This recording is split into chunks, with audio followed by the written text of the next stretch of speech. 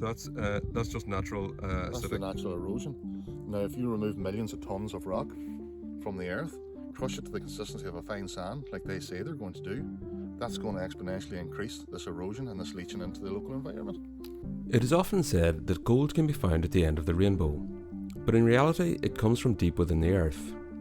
It has been mined throughout the world for centuries, even though ostensibly it has no real use.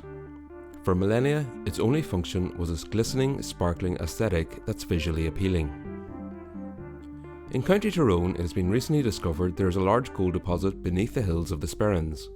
For the last number of decades, there has been a continued and concerted efforts to mine this gold.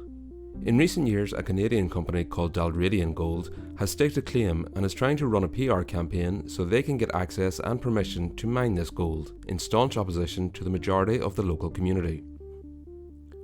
They have been on a long publicity campaign with a charm offensive to some sectors of the community and a long-winded campaign of legal intimidation and litigious harassment to others who have sought to prevent them attaining permission on the site. Classic divide and conquer.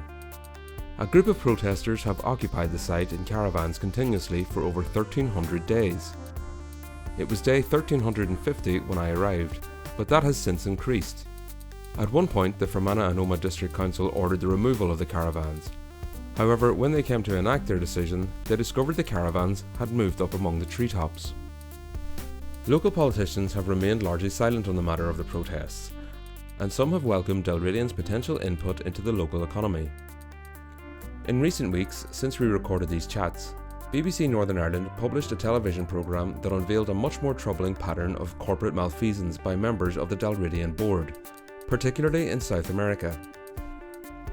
There are exceptions, such as councillors who have been elected to represent objections to their activities, but they have often encountered difficulties in presenting their message to their chambers. Well, yeah, firstly, I suppose getting my point across. There's oft times I don't even get the opportunity to speak. Either proposals that I've brought are deemed not significant, or when I actually attempt to speak, my microphone's cut off and I'm very silent. The areas affected fall under three different councils that have jurisdiction over County Tyrone: Fermanagh and Omagh District Council, Derry City and Strabane District Council, and Mid-Ulster District Council. The boundaries of these were changed in 2014 as part of a widespread amalgamation to reduce the number of councils in Northern Ireland from 26 to 11. These changes had been planned since 2002, but it meant the areas directly affected were now separated into three separate jurisdictions, meaning councillors elected to object to these plans were addressing three different forums, and they form a relatively small block in each one. So this is going to affect everybody here.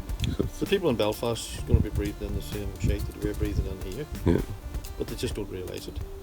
You know, and as I say, we were told a few years back that, you know, the 6 counties is going to be an industrial estate for the rest of England, Ireland and Europe. The people have to realise their values of their properties is going to plummet, because who's going to want to buy a property beside one of the biggest gold mines in Western Europe?